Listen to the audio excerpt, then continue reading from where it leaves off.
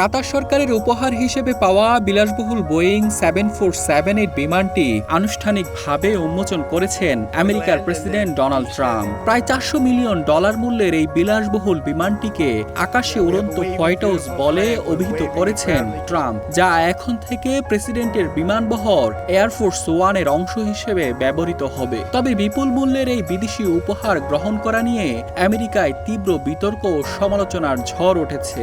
যে বিমান নিয়ে হচ্ছে এত বিতর্ক ও সমালোচনা, কি আছে এতে? Brand new 747 that he got with কাতারের রাজপরিবারের জন্য নির্মিত বিমানটি বিশেষ নিরাপত্তা ও যোগাযোগ প্রযুক্তি সংযোজনের মাধ্যমে প্রেসিডেন্টের ব্যবহারের জন্য উপযোগী করেছে আমেরিকার প্রতিরক্ষা দপ্তর। বর্তমানে বিমানটি ওয়াশিংটনের মেরিল্যান্ড জয়েন্ট বেস অ্যান্ড্রুজ বিমান ঘাঁটিতে চূড়ান্ত পরীক্ষা নিরীক্ষা ও মূল্যায়নের মধ্য দিয়ে যাচ্ছে। See, a normal president wouldn't do this. A normal president wants to stay away from aircraft. যে কোনো বহিঃশত্রুর আক্রমণ প্রতিহত করতে বিমানটিতে যুক্ত করা হয়েছে আধুনিক মিসাইল প্রতিরক্ষা ব্যবস্থা। এছাড়াও এতে রয়েছে উচ্চ নিরাপত্তা সম্পন্ন এনক্রিপ্টেড যোগাযোগ প্রযুক্তি এবং স্যাটেলাইট ভিত্তিক ইন্টারনেট সুবিধা। ফলে প্রেসিডেন্ট বিশ্বের যে কোনো প্রান্তে অবস্থান করেও জরুরি পরিস্থিতিতে রাষ্ট্র পরিচালনা ও সামরিক বাহিনীর সঙ্গে সরাসরি যোগাযোগ রাখতে পারবেন। I don't know if it's going to help me with stories. I don't think they'll be any different. নিরাপত্তা সংশ্লিষ্ট কর্মকর্তাদের মতে বিমানটি আগে কাতারের মালিকানাধীন হওয়ায় প্রতিটি অংশ বিশেষভাবে পরীক্ষা করা হয়েছে। বিমানটিতে কোনো ট্র্যাকিং বা নজরদারি ডিভাইস লুকানো ছিল কিনা তা নিখুঁতভাবে পরীক্ষা নিরীক্ষা করে সম্ভাব্য সব ধরনের নিরাপত্তা ঝুঁকি সম্পূর্ণ নিষ্ক্রিয় করা হয়েছে। অভ্যন্তরীণ সুবিধার দিক থেকেও বিমানটি অত্যন্ত বিলাসবহুল। এতে রয়েছে প্রেসিডেন্টের জন্য বিশেষ স্যুট, ব্যক্তিগত bedroom, VIP lounge, dining space, meeting room এবং অন্যান্য উচ্চমানের সুযোগ সুবিধা। বিমানটির অভ্যন্তরীণ রাজকীয় নকশার বড় অংশই অপরিবর্তিত রাখা হয়েছে। The quality of the engines, these engines are the finest, they're the best in the world. বিমানটির বাইরের অংশেও আনা হয়েছে নতুন নকশা।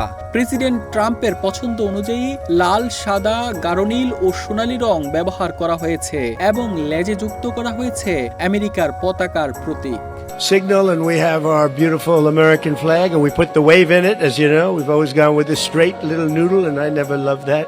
বিমানটি আমেরিকার হাতে আসার পেছনে রয়েছে দীর্ঘদিনের বিমান সংকট। 2018 সালে নতুন প্রজন্মের প্রেসিডেন্সিয়াল বিমান সরবরাহের জন্য বোয়িং এর সঙ্গে চুক্তি হলেও উৎপাদন জটিলতার কারণে প্রকল্পটি কয়েক বছর পিছিয়ে যায়। ফলে বর্তমানে ব্যবহৃত 3 দশকের বেশি পুরনো BC-25 বিমানগুলোর উপর চাপ বাড়তে থাকে।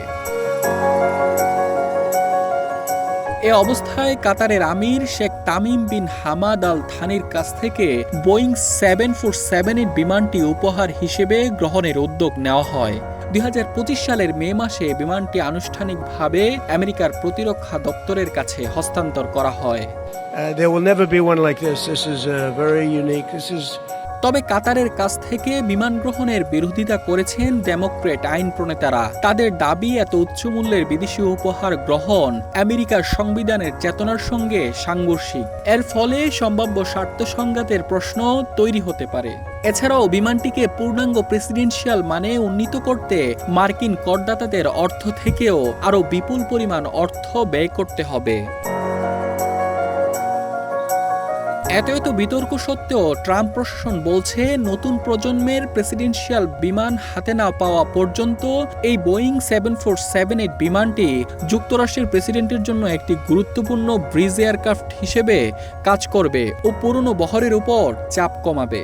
Press is actually good. Oh, look at them. They're actually smiling. Mainuddin Shamsuzzaman, one digital desk. When you see it, you won't believe it actually.